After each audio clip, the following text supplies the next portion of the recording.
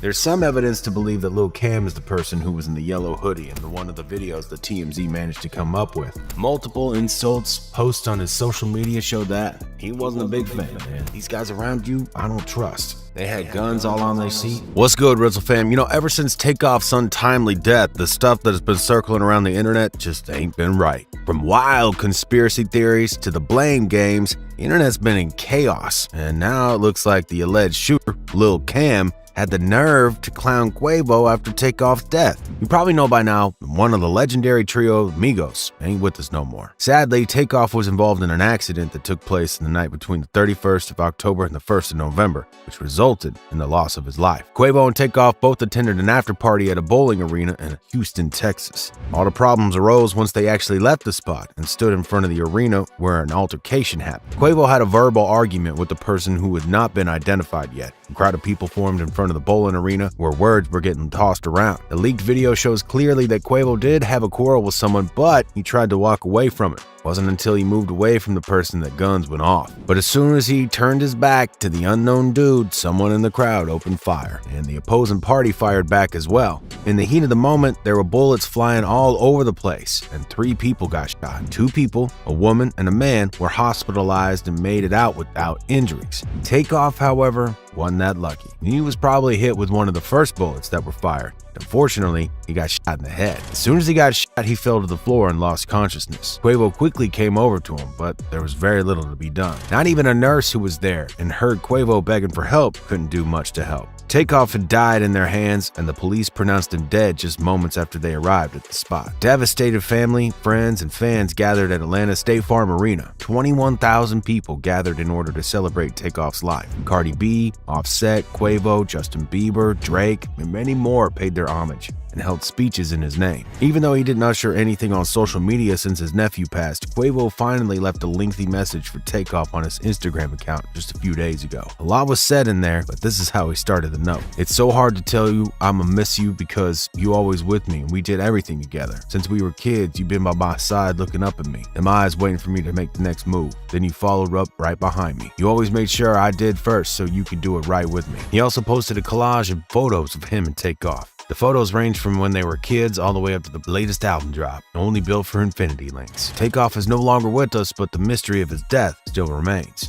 The entire picture is still somewhat puzzling. No one is quite sure how things went down that awful night. What we can tell is that there were a few suspects. They haven't been taken in by police for questioning or anything like that. Rather, these are just speculations about who might have been involved. Again, speculations. If you watch the video of the shooting, then you know very well that there's more than one shooter. The people who are suspicious at this time are 2 guys who go by the names of Migo Bands and Lil Cam. There's some evidence to believe that Lil Cam is the person who was in the yellow hoodie in one of the videos the TMZ managed to come up with. Rumor has it that Lil Cam was one responsible for taking Takeoff'S life and that he was the one who pulled the trigger first. Now, it's not certain yet if that's true. Only time's gonna show whether or not that is true. However, he's high on the suspects list, and his Twitter account is too. Just take a look at some of these tweets he made after the incident. "The impossible. I did that the other day. Ain't into the clout, but I stay going viral." And at one point, he sounds like he's bragging about the fact that he did something, quote, impossible.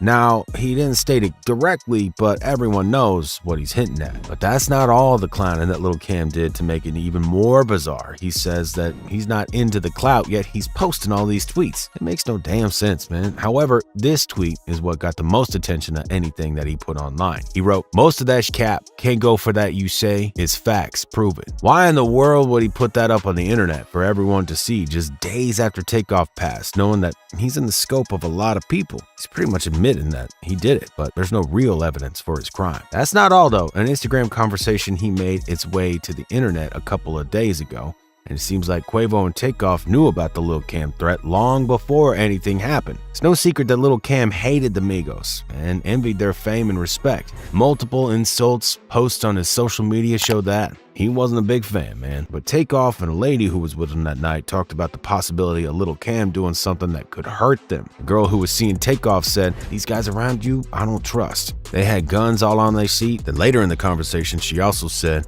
"Wow, are you all right? Why is your friend and Quavo arguing so loud? Is everything okay?" A number of other messages that the two exchanged clearly showed that the girl sensed something was wrong about the guy who Quavo was arguing with during the night. Takeoff was just confident that nothing would happen, but in the end, that was a huge mistake. The reason why he didn't feel threatened was that this was not the first time he was at a party like that. He and Quavo probably attended who knows how many similar parties where words were being tossed around and tension in the room, but given that Quavo was shooting dice and someone was losing money, it's kind of expected. Takeoff tried convincing the lady that everything would be okay and that there wouldn't be any problems, but that never happened. The woman had a hunch, and it turned out in the end that Takeoff and Quavo really should have left the place early, man. People online think that Takeoff should have acted differently too. One comment reads, "If this is real, she had his back for real. She was vigilant and letting him know what his security should have been seeing and acting on." Another person wrote, "Takeoff seems like a gentleman, so the messages from Takeoff was simply to calm her and keep her in the mood, no stressing. But inside, he probably was feeling the vibe too." Then again, there are those who doubt that these messages are even real, given the fact that they come from an unknown source and may just be capped. I'm not convinced these messages are real. You can fake anything these days. RIP Takeoff. You might be thinking to yourself these messages are fake. Some people are not buying this story at all. However, given all the intricate details that the women revealed that are in accordance to the story as we know it, she may have well been there,